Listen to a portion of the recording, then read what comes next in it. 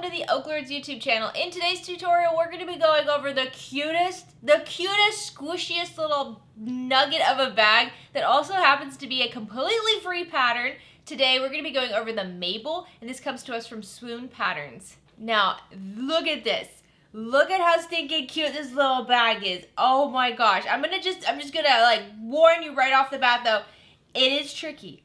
It's tricky. It's a tricky bag. It is. These corners, this top, all of it together, most of it, very easy. It's just the very end. The very end, you're gonna need to stretch a little bit afterwards, but it's worth it because look how adorable it is. Now I did modify it a little bit. I am a member of the Swoon Patterns Facebook group, and in that Facebook group, I went and searched other people's Mabel bags, and I saw what a lot of people were doing, which I absolutely love, was this modification for a crossbody strap. The pattern is actually written for just the handle, so I'm gonna show you how we do all that. So let's just walk through the bag real quick. So as you can see, we have this cute little front. We have a magnetic snap opening. Open it up, just a sweet, sweet little flap.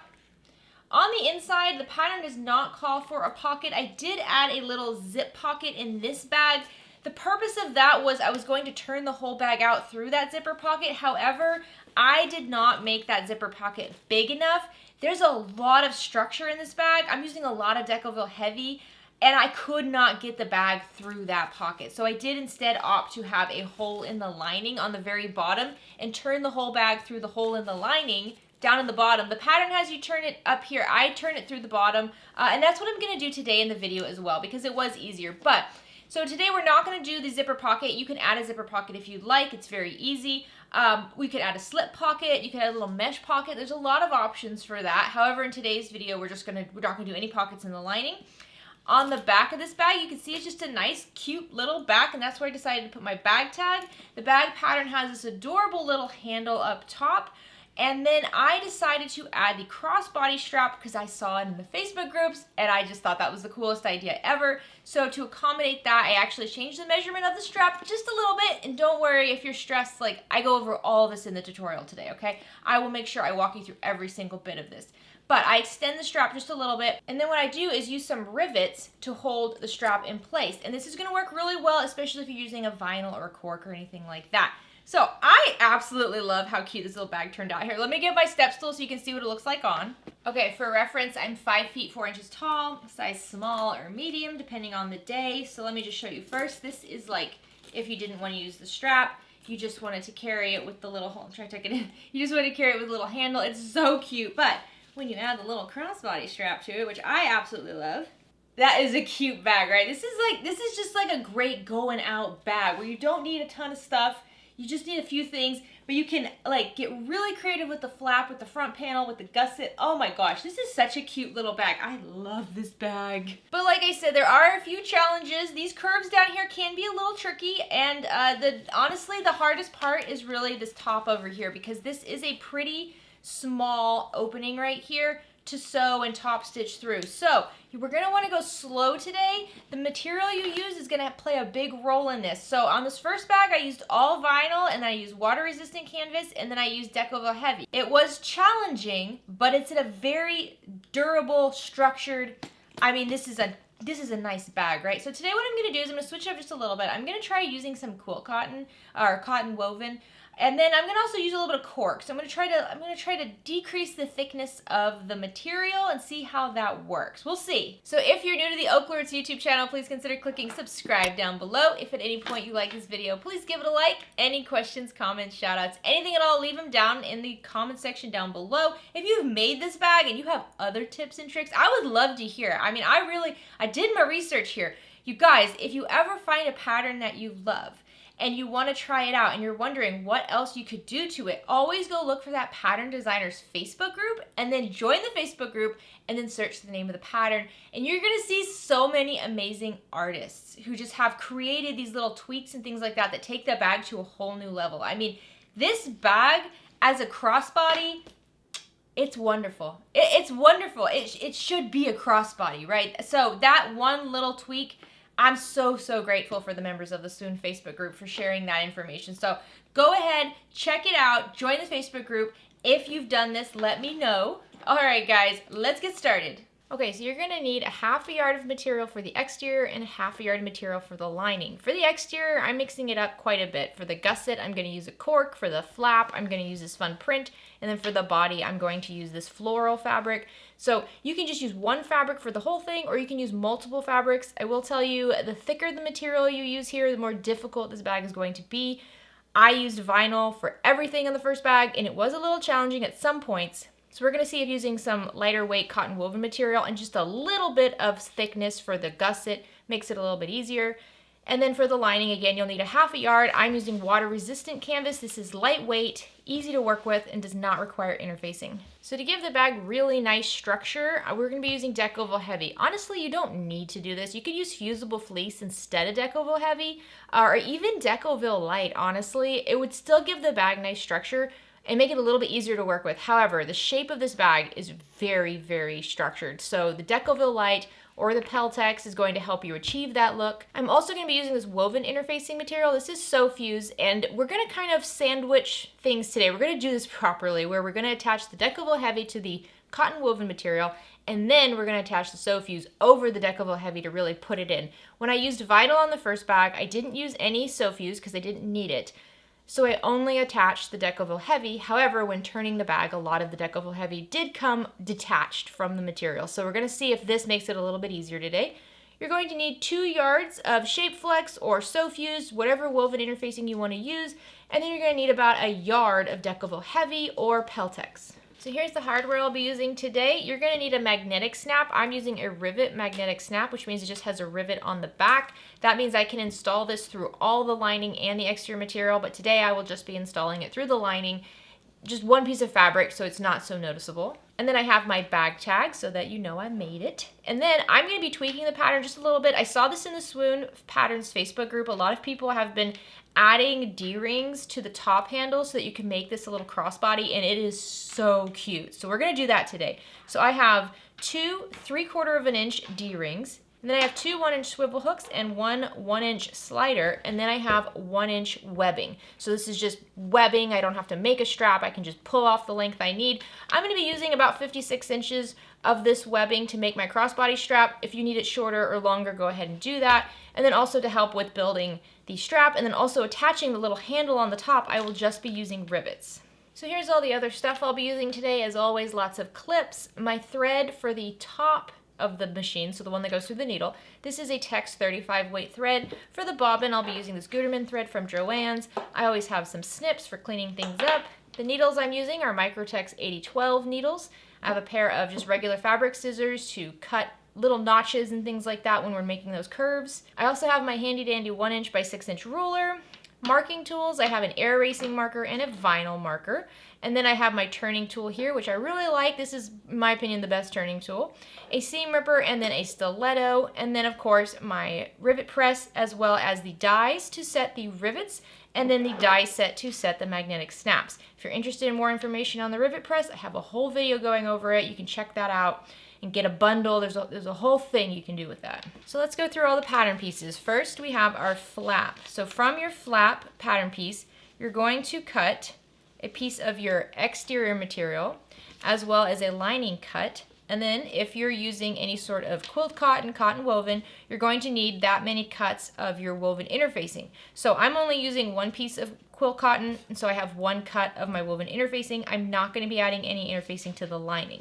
Next up, we have the main panel, and for the main panel, you're going to need 2 cuts of your exterior material. So for me, it's that floral material, 2 cuts of your lining, and then however many cuts of woven material. I'm not using quilt cotton for the lining, only the exterior, so I have 2 cuts of my SoFuse for the exterior. And then for the middle of the bag, we have the gusset. From the gusset, you're going to need to cut 2 pieces of exterior material. So for me, that is the cork, and then 2 cuts of your lining. And then I did cut 1 piece that's longer. When you cut these out, you're gonna cut 2 of them using the full pattern like this. And then when you cut the woven interfacing, you fold along that dashed line and then cut your full piece of woven interfacing like that. Now, even though I'm not using any sort of quilt cotton or cotton woven material here, I did cut a piece of this so that I can hold the stabilizer in place on the gusset. And so I'll show you how we do that. And then here we have the handle. I actually changed the measurements of this. I am using a piece of quilt cotton or cotton woven that is cut 12 inches by 3 inches. And then I also have a piece of the woven interfacing that's 12 inches by 3 inches. I made my handle longer because I'm going to be adding those little D-rings in there, so I need more space. And now we have the stabilizer cuts. These are similar shapes, but not the same size as the exterior pieces. So you're gonna have 2 cuts of your main panel stabilizer, and for all the stabilizer I'm using Decaville Heavy. And then for the flap, you're going to have a bottom part of the flap and a top part to the flap, so 1 cut of each of these, and then 1 cut of stabilizer for the gusset, and then another cut of stabilizer for the handle. Okay, so before we get started, we want to adhere our stabilizer. So I'm going to be adhering the stabilizer to the flap on the lining side of the flap. The reason you want to do this is because we're going to be installing the magnetic snap on the lining side of the flap, so we want the stabilizer to be there. So you're going to have your lining material and lay it wrong side up, and then grab both your flap top stabilizer and your flap bottom stabilizer. And then I went ahead and marked a line on the top edge that is 1/2 inch down from the top, and then a line on the bottom that is 1/2 inch up from the bottom. I'm going to start with the flap top stabilizer, and I'm going to lay this down over my lining on the wrong side, and you need about 1/2 inch on each side. I just kind of eyeball it a little bit, and then you can adhere this from the back if you'd like. Just make sure you cover this with some sort of a cotton woven material so the iron doesn't directly touch the back of the lining. But I'm just going to lift it up and flip it over and hope it doesn't move around too much. And then I will adhere it from the right side of the lining. When you adhere it from the right side of the material, it makes it easier for the heat to access the glue that's on the stabilizer. So I do it with a dry iron first, and then I'll also hit it with some steam. Okay, once that's adhered, I'm going to flip this back over. Now I'm going to grab the bottom stabilizer, and I'm going to line up the bottom stabilizer with that bottom mark. It should also be about 1/4 inch from the bottom edge. It's a little bit closer than 1/4 inch, but that's fine. So I'll show you how I do this. I'll grab some scrap material of quilt cotton, and I'm just going to cover the back of this with the scrap material, making sure nothing moves. And then I'm just going to heat it from the back like this. And this makes it a little bit easier if you're worried about flipping it over and everything moving around on you. So if you just heat it from the back a little bit, it'll stick enough so that you can take this and then flip it over, and it's where it needs to be, and then give it a longer press from the right side of the lining. So once that's adhered, ideally you would have another piece of your woven interfacing, and you would just put it over that and heat that down. However, I only have 1 cut of this, and I'm going to be using that on the exterior material. I'm okay with this like this. This doesn't peel off easily for me. However, you could still cut a second piece of this woven material and adhere it to the back of your waterproof canvas. That would be fine. I'm going to put the lining to the side, and now I'm just going to adhere my woven interfacing to my exterior flap. Alright, so now my flap pieces are adhered to their interfacing and ready to go. Now we're going to repeat that with the main panel. So grab your 2 exterior main panels, as well as the woven interfacing that goes with them, and then the 2 stabilizer panels. And it might be easier if you grab yourself a ruler real quick and just mark 1/2 inch down from the top and 1/2 inch up from the bottom. And then I'm going to grab one of my stabilizer panels, and I'm going to center it on those marks and centering it on the sides. And then once again, I can just cover this with some scrap material so I can fuse it from the back just to hold it in place. And then once it's stuck on there enough for me to flip it, I'll flip it over, and then I'll give it a good press from the front with lots of heat and lots of steam. Okay, so now that the Decaville Heavy is adhered, I'm going to grab my sew fuse, and with the Decaville Heavy and the exterior panel wrong side up, I'm going to grab my sew fuse and then put the sew fuse right side up, so gritty side, glue side down, so the glue's going along the back of the Decaville Heavy. Just make sure you line it all up. And now I'm going to adhere the woven interfacing over the Decaville Heavy, so that way the Decaville Heavy is sandwiched in there and I don't have to worry about it pulling apart when I'm turning the bag out. So now one main panel is ready to go. Just repeat that with the other main panel. All right, once you have your exterior panels ready to go, set them to the side. So before we can add interfacing to the gusset, we actually have to sew the gusset. So take both of your exterior gusset panels and lay them right sides together, lining up the bottom edge, and then clip those together. And now let's go to the machine and just sew along this bottom edge at a 1/2 inch seam allowance. Once you have that sewn, you can press the seam open with an iron if you're using material that allows you to do that. If you're using a vinyl or a cork like I am, ironing's not going to do a whole lot of good, so what you can do instead is just top stitch around both sides of that seam at an 1/8 inch seam allowance, just making sure your seam is open the whole time so both of the back pieces get stitched down to their associated side.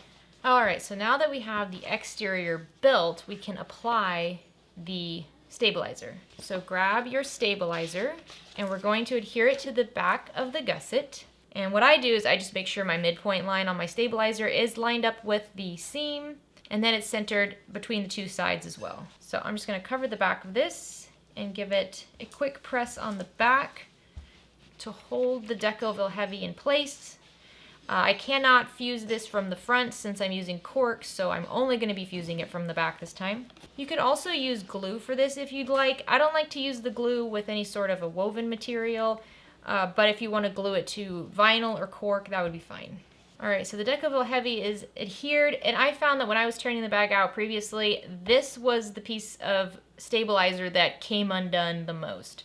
So even though I'm using a cork for the exterior, I'm still going to adhere the woven interfacing over the back of the Decoville Heavy just to hold it in place. I mean, it's really, we're just burritoing in that stabilizer. So I'm just going to use steam and heat, and I'm just going to fuse this over the back of the Decoville Heavy. All right, once that's adhered, just check the sides, make sure all is good. If you have a little bit of your interfacing hanging over the edge here, just go ahead and trim it down so it's all one nice shape, and then you can set your gusset to the side. So since I already have my iron out and it does take a little while to warm up, I'm going to go ahead and go straight to the handle because that's pretty much the last part of this that I have to iron. So I'm going to grab my exterior handle piece, and if you could use vinyl for this, that would be fine as well. I used that on the first bag. It was beautiful. I'm just going to try it out this time with the woven material. And we're going to flip it over and fold it in half, long sides together, wrong sides together, and just press this. If you are using a vinyl or a cork, you can just mark the midpoint line with a ruler and a marking tool. And then I'm going to fold the long raw edges, wrong sides together to meet that middle fold, and then just press. So I have one side pressed down. I'm going to do the same thing on the other side. Okay, so this is kind of a unique thing for a handle. We're going to go ahead and do it because it's cool. So we're going to flip this over and we're actually going to fold it in half so that the side that has no raw edges, we're going to fold that right sides together. When you do that, you're going to end up with the raw edges on the top just like that. And just grab a couple clips to hold this in place. You don't have to do it along the whole body of this, just the ends, because we're going to actually be sewing these ends together like that. So we're going to sew along both of these short edges here at a 1/2 inch seam allowance. So once those ends are sewn, trim the seam allowance down to about an 1/8 inch. And then I'm also, on the side that has the raw edges, I'm also going to trim the corner down. You can do it on both sides, but mainly that side. So I'm going to do the same thing with the other short end, just trimming down the seam allowance and then trimming down that corner. There we go. And then what you do, so you see we have the raw edges here, you just kind of flip it inside out like that. Grab a turning tool if you need to and poke out those corners. I did make this out of vinyl on the first bag, so you can do this with vinyl. There we go. You know what, I just realized I completely forgot to add the shape flex. It's too late now, so oh well. Hopefully it'll be okay.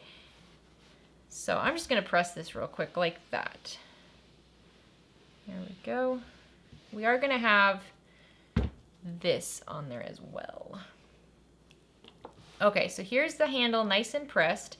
What you want to do is kind of open it up, take your Decoville Heavy, and you just kind of slide it. Doesn't really matter which side the glue goes on, but you slide it in that fold and then fold it back. Mine is way too thick.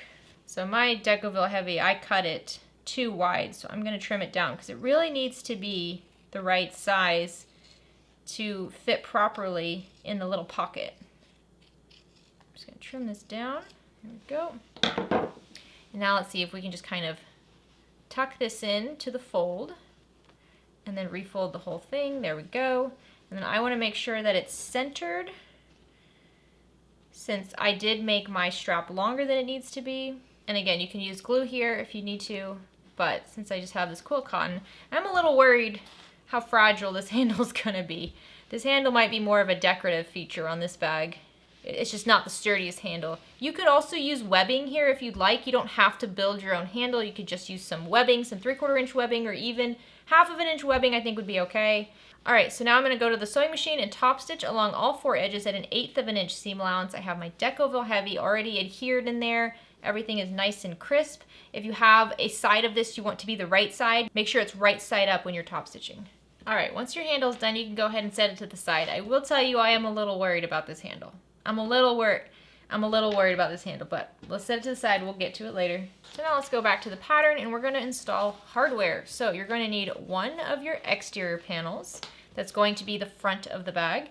And then you're going to need your flap lining cut. Now, mark the midpoints on the top and the bottom of all of these materials. So on the right side of your exterior front flap, you're gonna measure 2 inches down from the top midpoint and mark a little dot using some sort of a fabric marking tool.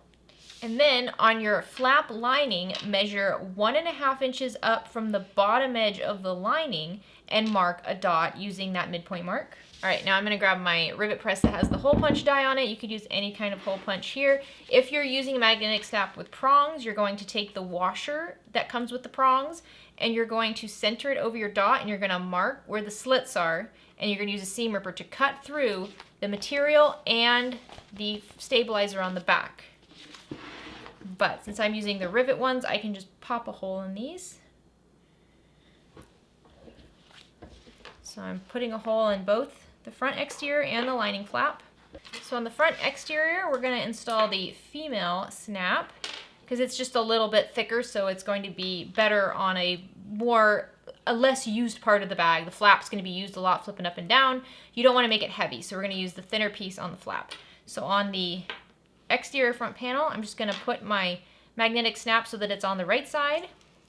Then I'm just gonna snap the back. There we go. And then on the lining, on the right side of the lining, I'm gonna install the male end and snap the back.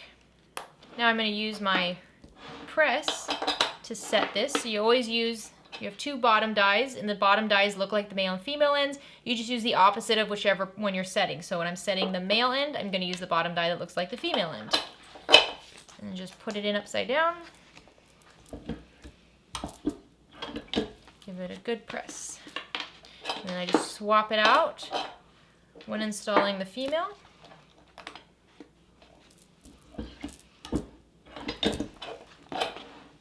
And the nice thing about these rivet backs is that I really don't need to cover this with anything because as this rubs against the other material, it's really not going to wear it down. Now, if you have prongs, you will want to cover it. You'll want some sort of a woven interfacing, something soft, and you're going to just want to glue it or adhere it over your prongs. So over time, those prongs, they're going to be rubbing against this other material. You don't want it to create a hole. All right, now we're just going to work on the flap. So go ahead and take your front panel and set it to the side. And now grab your exterior front panel and your lining front panel. And we're just going to lay these right sides together, lining up all the edges. Then I'm going to grab some clips and I'm going to clip all around this. We're going to be sewing along the sides and the bottom, not the straight edge. So if you only want to clip where you're going to be sewing so you don't forget that at the machine, then do that. You don't need to clip along the top edge, it'll be fine. Okay, so now we're going to sew along the sides and the bottom at 1/2 inch seam allowance. Make sure you backstitch really well at the top on both the beginning and the end. So as I was sewing that, I was making sure I had a 1/2 inch seam allowance, but the biggest thing is I wanted to make sure I did not sew on top of the stabilizer because that's not going to fold when you turn this out. So you want to just like go right next to the stabilizer, but don't sew on top of it. So now we're going to trim down the seam allowance to about 1/8 inch. When you trim down the seam allowance on curves like that to a pretty skinny seam allowance, it makes it so you don't have to clip the little notches into the sides. If you're using a vinyl or a thicker material, you might want to do it the other way by just trimming the seam allowance in half, so about 1/4 inch, and then around the curves just cut yourself little slits all around them, and that will help it spread out. I know that with thicker material, if you do cut a really small seam allowance, you are running the risk that the material will kind of rip, and then you're going to have a hole. No good. So now I'm going to flip this right side out, and I'm going to be careful because I do not have my sandwich here. I don't have the woven interfacing over my deck oval heavy, so it can come detached if I'm too rough with it. So I'm just going to be very gentle. But luckily this is a pretty big space, so it's not that hard. All right, so if you'd like, you can press this with an iron to flatten it out really nicely. Even though I'm using quilt material, and I could press it with an iron, my iron has turned off, and it takes like 5 minutes to heat up, so we are not going to iron it. So I am just pressing this down. And what I'm going to do is clip along the top edge. And if you're using a vinyl or some sort of thicker material, you're going to have to do this as well. So I'm going to clip along the top edge to hold that in place. And then I'm just going to kind of push it around the sides. So now we're going to top stitch around this entire flap, anywhere between 1/8 of an inch and 1/4 inch seam allowance, whatever is easiest for you. The thicker the material, the bulkier the seam is, so 1/4 inch might be better. I'm gonna do 1/4 inch too. All right, once the flap is done and we've already made our handle, now what we have to do is actually attach our handle to the flap, and this is gonna get interesting. Let's see if we can do it. So on the right side of the flap, using some sort of a fabric marking tool, measure down 1.5 inches from the top edge and 1/2 inch from the sides and make yourself a little dot. So remember, my strap is a little bit longer. I don't know if it really needs to be longer, but I made it longer because I'm gonna be including these little D-rings. And here's how it's gonna go. I'm gonna take my strap, lay it right side up, match it up with the dot that I marked, just like that. And we're going to thread the D-ring on, and we're gonna sew or rivet to the left and the right of that D-ring to hold it in place. Now, on the previous bag I used vinyl, and all I did was rivet that in place because this D-ring is going to hold the crossbody strap. So it's going to get some use, right? It's going to have some force on it depending on how heavy your bag is. However, since I'm just using quilt cotton here and I don't have any stabilizer on the quilt cotton right here, I do worry that just using rivets will weaken the material and cause a hole over time. However, again, the rivets are going through the Decoville heavy and the lining. So actually, I think we're gonna be okay. So we're gonna use rivets again. The reason I don't wanna sew this is because it's very difficult to sew in these little tiny spaces with this metal right there. I don't like doing it. If you wanna sew it, go for it.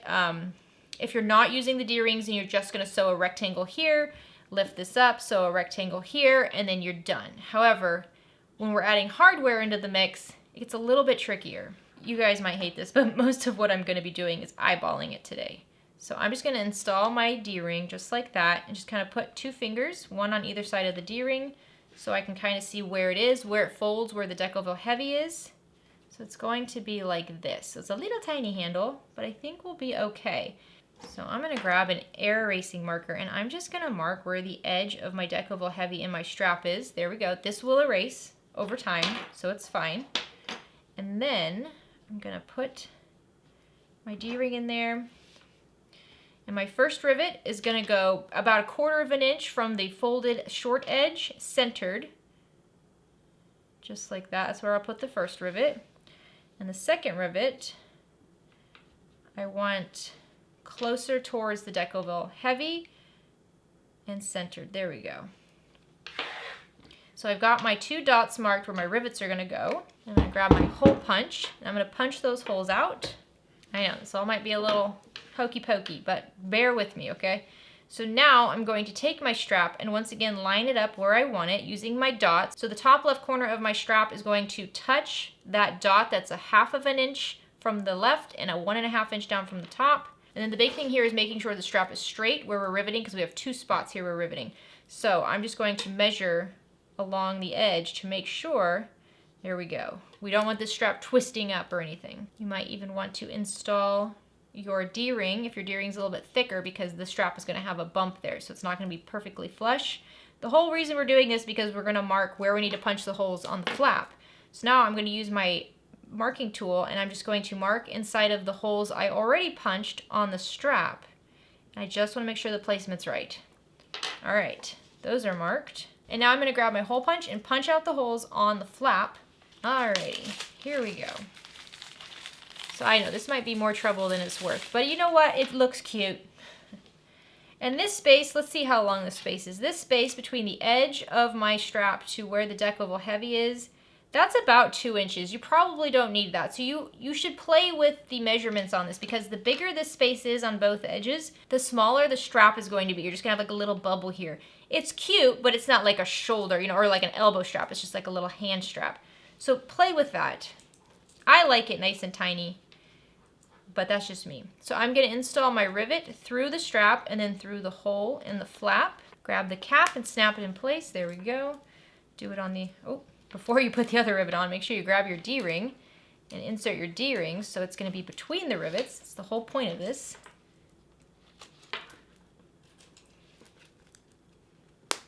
Okay, so as we use the bag, this will pull on this material. And although the material is just quill cotton, the rivets are also going through the deck oval heavy on the flap. However, over time, this bit of quill cotton here could wear down. It'll wear down faster than if it was vinyl. So it's just something to think about. I think it's gonna be okay. It's a small bag. Unless you're carrying bricks, you really shouldn't have too much trouble with the weight of it. But something to think about. You might just want to actually add a layer of Decoville light to the entire strap. So instead of just the middle, the whole strap has Decoville light. That might be a better option. So now I'm going to do the same thing on the other side. First thing I'm going to do is just mark where the edge of my Decoville heavy is. There we go. And then I have my mark already over here. That's 1.5 inches down from the top, 1/2 inch in from the side. I'm going to line up my top right corner with that mark. And then I'm going to do my best to make sure everything's centered. I'm going to go ahead and add my D-ring too. It's nice and level. So the first rivet is going to go closer to the edge, so about 1/4 inch in from the little edge and centered. And the other rivet is just going to kind of be centered closer to the Decoville heavy. There we go. So that's the marks for those rivets. So just like I did before, I'm first going to punch the holes out of the strap, and then I'll put my D-ring back on and reset everything again. And once I know it's 1.5 inches, the strap is nice and straight. There we go. I'll use my marking tool and mark in the holes that I just made, but we're marking it on the flap now. And then I'll punch the holes out from there. And yes, you could totally just use some double-sided tape and double-side tape this down and punch it all out, rivet it all at once. You could do that. I'm definitely taking the longer route here, but it's because it's something that, you know, I don't quite understand, so I'm still trying it out. So now I'm just going to insert my rivets, pop them in. So this is what our little strap is going to look like. It is a very little handle. It's very small. It's more of a decorative feature whenever you're using the bag. I will most likely be using the crossbody. And, you know, time will just tell how well this wears down. Quill cotton, I mean, cotton woven material is very durable, actually. It can deal with a lot, so I don't think we're going to have to worry about this ripping or anything. But it's not as durable as vinyl or cork. So now I'm just going to grab my rivet press, and then I have the dies for my rivet. I'm just going to install that, and then I'll just press all these rivets in place. Okay, so the rivets are in there. The other option besides rivets was just to sew this down. Now, I could probably still go to the sewing machine, use a zipper foot, and sew a little rectangle around each one of these rivets. It would be challenging, but it is possible. I am debating it. I just want to pull on these a bit. I mean, I think it's going to be okay. Here's what I'm going to do. I'm actually just going to top stitch right next to each side of this D-ring, just between the rivet and the D-ring. No rectangle or anything like that. I'm just going to do a top stitching right between each of these rivets and the D-ring. It's going to be very challenging. Let me see if I can do it. Let me try. I know we're going off on a tangent here. I just need to try this. So as you can see, I left all the tails really long because I am going to pull all of them to the back of the material, or I'm pulling them to the lining side. So I'm going to flip this over, pull on the bobbin, pull up the top thread. There we go. And then I'm going to triple knot each side, which, you know what, I really don't love doing this on a lining. Once I have all this tied, I'm just going to trim down all this thread. Okay, so I gotta be honest, it's not the best look. I don't love how it looks. I don't know how necessary it is. I'm not going to do the other side. I'm going to keep this bag and I'm going to put it to the test and see how well this works. But here's my suggestion for you guys so you don't do the same thing I'm doing. I would suggest, if you're using a cotton woven material for your strap. However long you decide to make it, cut a piece of Decoville Light that is an inch shorter than that.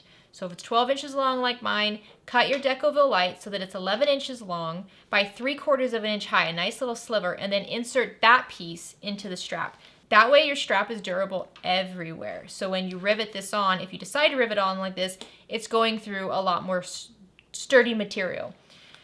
But I do have bags made out of cotton woven material that is not interfaced very well, and they have lasted. So I'm going to test this. All right, so now we're pretty much going to build the bag. You can add pockets to the lining if you'd like. I did add a zipper pocket to the lining previously, so I'll show you on this first bag. You can see I did add a zipper pocket. The purpose of the zipper pocket was going to be to turn the whole bag out through it, but because this material and everything ended up being so stiff, I actually could not turn the bag through that hole. So if you decide to do that, just make sure that the zipper is big enough and your material is thin enough. I mean, this is like a 5-inch zipper, and it still wasn't big enough. So I will not be adding any lining pockets today, but before I put everything together, I'm gonna grab my back panel and put my bag tag on here. So I've got my bag tag, and I'm gonna center it on the back, and I'm gonna place it how far down?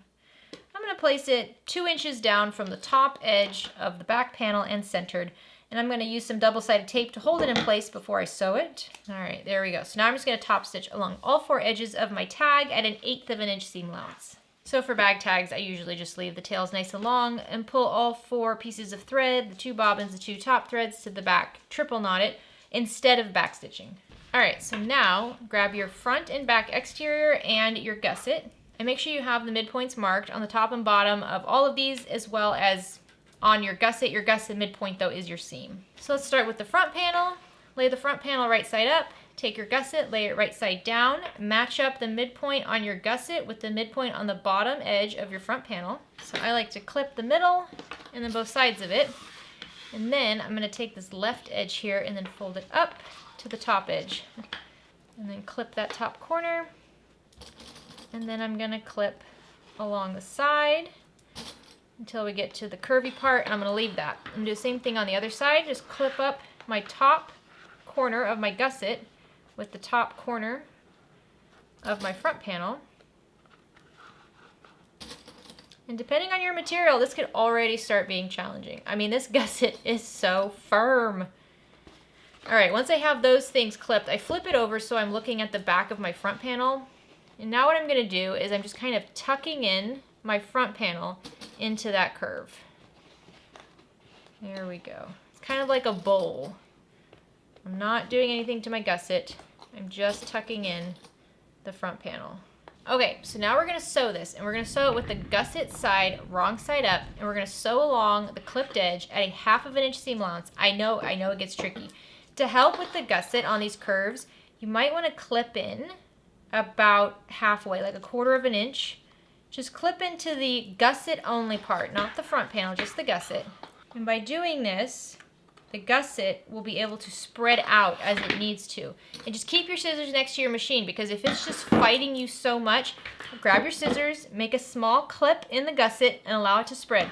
You will have to be smooshing down this material as you're sewing. Just go slow. I'm going to do 2 passes. I'm going to do 1 pass at 1/2 of an inch seam allowance.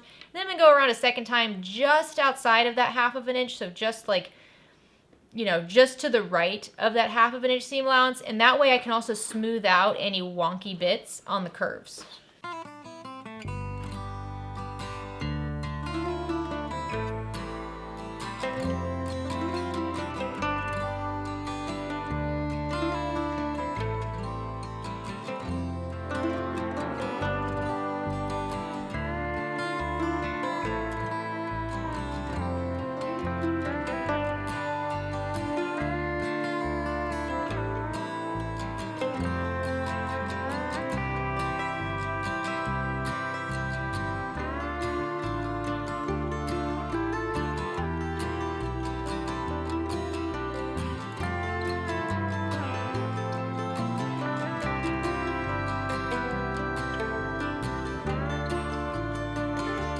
Okay, so that ended up being a lot more work than I would have preferred it to be.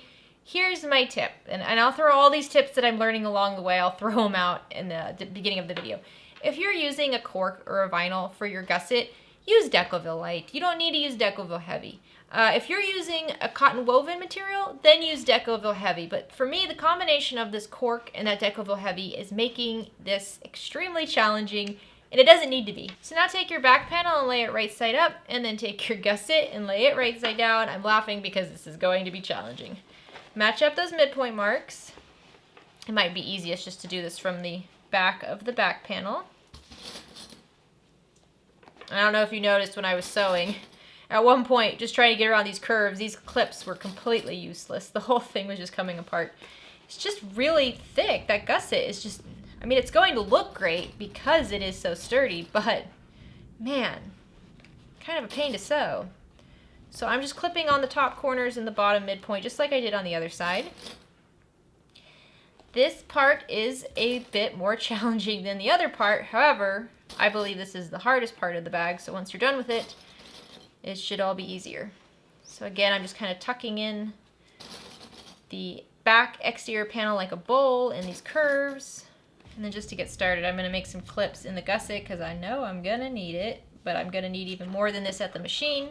So I will have my scissors at the machine. And anytime it just starts getting really difficult, start making clips. Okay, so now we're going to sew this again, gusset side up. And this time you need to shove this down. Yes, you're going to wrinkle your Decovil Heavy. It's fine. It'll flatten out. It'll look nice. But you got to shove what you're not working with out of the way, or else it's just going to be miserable sewing this.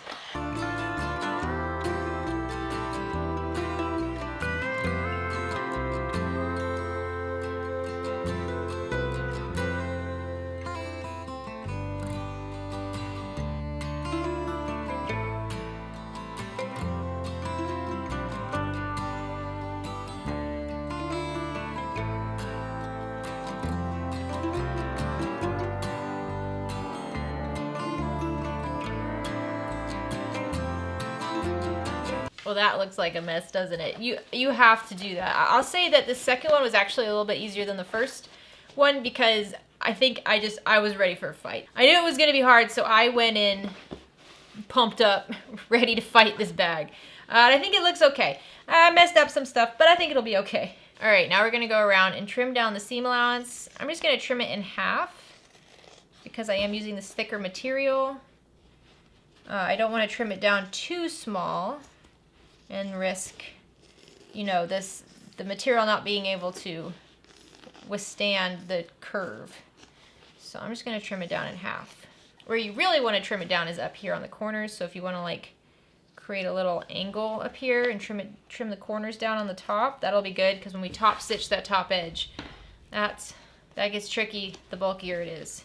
Okay, so let's set this to the side. We're going to repeat all that for the lining, but the lining is a lot easier. So first thing we have to do for the lining is the same thing we did for the exterior. We need to build the gusset. So take both your gusset panels and lay them right sides together. And then just clip along the bottom straight edge. And then let's sew along that bottom straight edge at a 1/2 inch seam allowance. And then I am going to go ahead and top stitch on both sides just to get the seam really flat. All right, once you have your gusset ready, mark midpoints on the top and bottom of both of your main panels. I don't know if you can tell, but it's gotten very dark in my room. We have thunderstorms rolling through. Okay, so I'm not adding any pockets or anything to the lining. However, I am going to turn the whole bag out through the bottom of the lining. The pattern suggests you turn the bag out through the top seam when you sew the lining and the exterior together. I don't like doing that. I'm going to be sewing it through the bottom edge on one of the lining panels. So I'm going to take one lining panel and lay it right side up. And then take my gusset and lay it right side down. Line up the seam on the gusset with the midpoint on the bottom edge of your lining main panel. Clip together. And then bring up the corners and clip those together. And then you can flip the whole thing upside down and just kind of tuck in the main panel like a bowl and clip everything together. Alright, so for this side, I'm not going to be including the hole, so I am going to sew around the entire clipped edge. So at the top, I'm going to sew at a 1/2 inch seam allowance, but as I go around the bottom, I'm going to increase it to 5/8 inch seam allowance because I don't want a baggy lining. So when I start, 1/2 inch seam allowance, increase it to 5/8 of an inch all the way around the bottom, but then when I get to the other side, I'm going to decrease it back to a 1/2 inch seam allowance. I am not picky about pleats and lining, so this is not going to be as challenging as the other one, because if there's a lot of pleats, that's fine. You don't notice it in linings. Alrighty, so let's take a look. You see those pleats? Me neither. It's fine. Alright, so take your remaining lining panel and lay it right side up, and then take your gusset and lay it right side down, and you might just want to actually flip it around. So gusset and lining panel, right sides together, match up the midpoint mark, and then just clip all the way around the edge, and then we will mark the opening to turn it through in the end. So now I'm going to mark about a 5.5 inch or 6 inch opening along the bottom edge of my lining on the straightest part, so right on the bottom there. And I'm marking it on the gusset since I'll be sewing on the gusset side. And now I'm going to go to the machine, and I'm going to sew at a 1/2 inch seam allowance, starting at the top, going down, increasing it to a 5/8 inch seam allowance, and then I'm going to stop at this first mark. I'm going to backstitch at the beginning and the end, jump over that opening until I get to the next mark, 5/8 inch seam allowance, make sure you backstitch, all the way up to the top. At the top, a 1/2 inch seam allowance. Again, make sure you backstitch. You're pretty much just doing the same thing you did on the other side, except you're leaving a hole in the bottom. So once that's all sewn together, we're going to trim the seam allowance down to about 1/8 inch seam allowance. And then where you have this opening over here, don't trim the seam allowance there. Leave the seam allowance long on the opening, but trim it down just until you get to that opening. Okay, so now you have your lining, your exterior, and your flap. Let's go ahead and flip the exterior right sides out. Now be very careful with this, because even though the stabilizer's safe, the stitching can still rip, because this is very firm. Alrighty, it was a pain in the butt to sew, but it sure is cute, isn't it? So what we want to do now is baste the flap in place. So on the exterior back panel, take your flap and lay it exterior right sides to exterior. So you should be looking at your magnetic snap here. Line up the midpoints. So clip at the midpoint marks and then go all the way to the side. It should come right up to the seam between the gusset and the exterior panel without going past it. So let's go baste this on at a 1/4 inch seam allowance. All right, last thing to do is put these two pieces together. So I am going to insert my exterior. My exterior is right side out. My lining is wrong side out. I'm going to insert my exterior into the lining, and I'm making sure my flap is on the same side as the hole, because when I turn this out, I want to work on getting the flap out first. So my flap is going to be on the same side as the hole. If you work to make it all nice and neat, I'm sorry, you have to squish it in there. We'll make it look pretty in the end. For now, we just have to get it done. So smush it all the way in there. If you increased your seam allowance in your lining like I did, then the volume area of the lining is smaller than the exterior. So you really do have to smush in that exterior. So I'm using the midpoint marks on the main panels to line it up first. And then I'm going to match up the seams for the gussets on the side. I mean, the more clips you use here, the easier it's going to be. I know, the exterior really fights you with that firm stabilizer. All right, once you have that whole top edge clipped, we're going to sew along that top edge at a 1/2 inch seam allowance. If it's possible, I do suggest you take the table off of your sewing machine so you just have like the arm of the sewing machine, and you can insert this around it and sew around the arm like that. It is challenging to sew from the inside because all these clips and all these things rub against your machine, they push buttons, they fall off. I find it a lot easier to just wrap it around here. It's still challenging though, so go slow.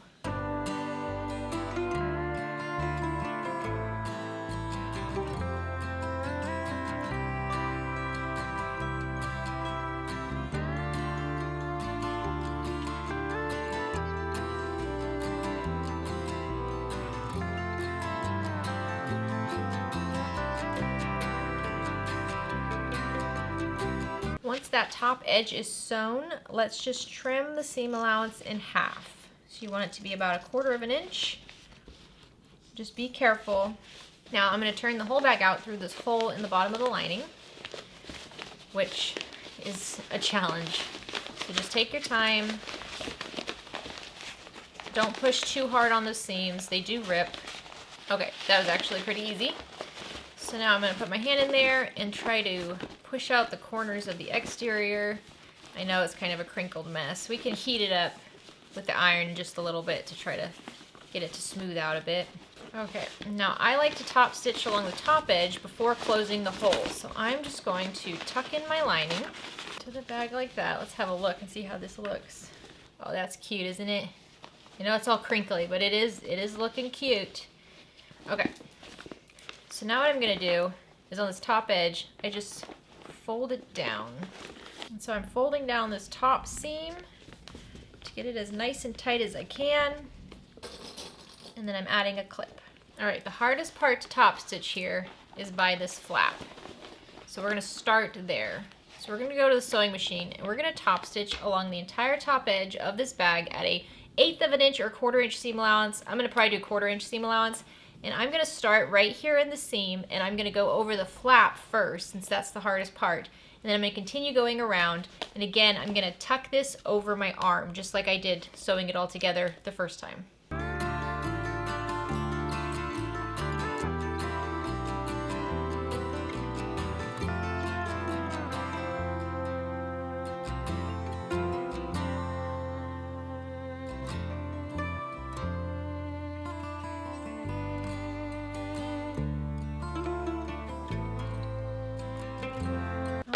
Alrighty, what a mess, right?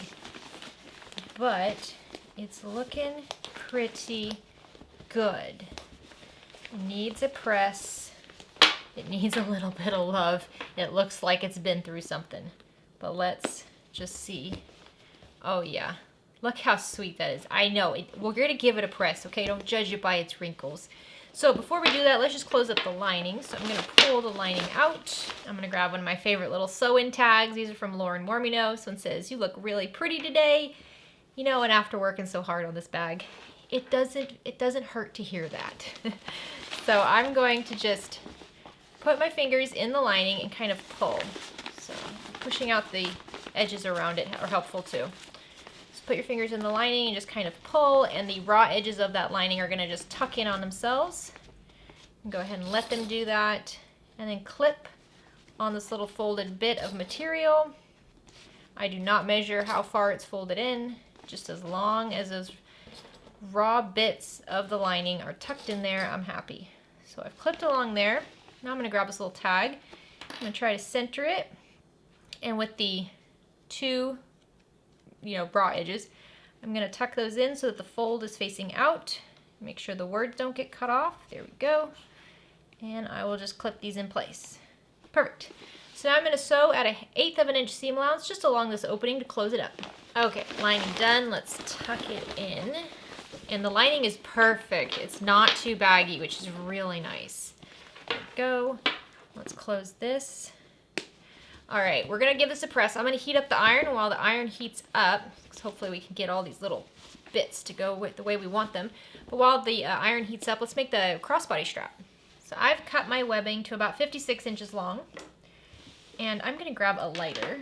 And with webbing like this, it does fray, but it is made of plastic pretty much, so you can melt it. So on the edge of the webbing, I'm just gonna grab a lighter, and I'm just melting the edge of this webbing. Now, unless you're using cotton webbing, which I think you can still melt it, but cotton webbing does not, I don't know, I wouldn't do it with cotton webbing. This is a nylon webbing. It's good for that. So I am building my strap entirely using rivets, which is how I like to make my straps, because it's easy. So I'm gonna grab my slider. I'm gonna take one edge of my strap and put it up and over the middle bar on the slider, just like that. And then I'm gonna fold the raw edge of my webbing under by, let's see, how big are you? By about 5/8 of an inch, maybe 3/4 of an inch. And then I'm just gonna fold the whole thing down. And I'm trying to get it as close as I can to the bar. I don't want this to be a real big space. And then I'm just gonna mark a hole in the center of my webbing. And then using that hole, I'm going to punch a hole through all 3 layers. So the layer that I folded, so that's 2 pieces, and then the opposite side. So I'm punching through 3 layers here. And then I'm gonna insert a rivet to hold it in place. Perfect. Now before I set it, I'm just gonna finish building the strap. So with the folded edge up, I'm gonna straighten my strap. I'm gonna take one of my swivel hooks and I'm gonna put it down, okay? So the bar side, when you straighten this out, is on the same side as this fold. And then again, keeping the webbing straight, we're gonna fold it in half, just like this. And we're going to insert the raw edge on the same side as the fold and push your slider out of the way. Pull your strap up and over, just like that. So now, when you pull on this, your swivel hook should be on the right side like that, and then your slider should look just like this. Now all we have to do is add the other swivel hook. So insert that, and then again, 3/4 of an inch or so, fold over the short edge of your webbing, and then fold it against the other side. If you need to, mark your hole. I think I can eyeball this. And then just punch through all 3 layers. And then we're gonna insert one of our rivets to hold it in place. And then just double check to make sure everything looks right. That looks nice, that looks nice, that looks nice, good. And now I'm just gonna set both those rivets by putting it in my rivet press and pressing down firmly. For the one under the slider, just make sure you move the other 2 pieces out of the way so that the press can touch both sides of that rivet. There we go. Besides buying a pre-made strap, I can't imagine an easier way to make an adjustable strap. So this is all ready to go. Now let's work on trying to smooth out. Oh, look at you. Let's try to get the wrinkles out of this guy. Okay, so if you want to use something on the inside of this to hold it, you can, but I'm just going to gently iron the exterior. Find with the Decovil heavy in there. It doesn't get that hot, and I don't leave it in one place for too long, but again, whatever you're comfortable with. I'm not going to press on the cork, not directly anyways, but just a quick iron is good. I think it's called a ham. There's like a ham. You can put it inside and look it up, like a tailor's ham. So I'm gonna do the same thing on the back here. I'm trying hard not to iron on top of my label or on top of the cork. Okay, and this iron is kind of known for its steaming ability. So I can kind of hold it and then steam it. Just like that. And the steam from this iron doesn't get so hot that it burns you, but it does help. You see? It's not reaching my hand. I know in the video it looks like it is, but it's not. My hand's below it. Same thing with this.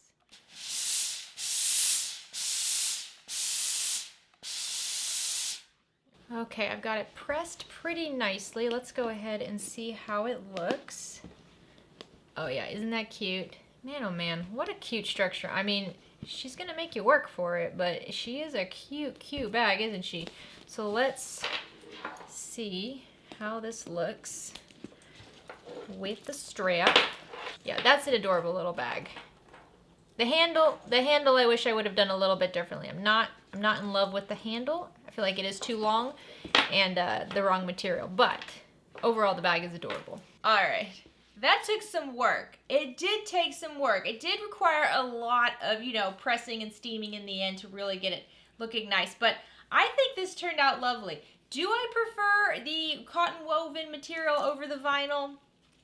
I just don't. I know, and I wish I did, because cotton woven material overall is just sometimes easier to work with for bags, especially with these curves and things, but I think this is beautiful. I really do. This is a beautiful, beautiful bag. I just wish that I was using a vinyl version of these prints instead of the cotton woven, but that's just me personally. This bag is actually heavier. It's a good amount heavier than this one.